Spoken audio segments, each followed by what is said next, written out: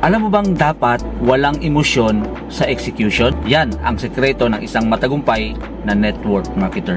Hello everyone, Coach Santi here once again and welcome to another video na kung saan pwede nyo pong kapupulutan ng aral.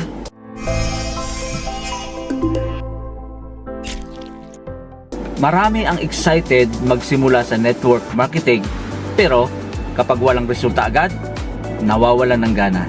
Bakit? Kasi masyadong ginagawang personal ang negosyo. Dapat tandaan, execution over emotion.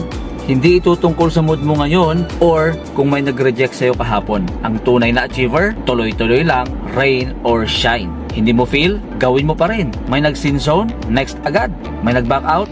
Hanap ulit ng bago. Ang sekreto, detach your emotions from the process. Mas mabilis kang gagalaw, mas mabilis ang resulta. Winners don't wait to feel motivated. They just do it.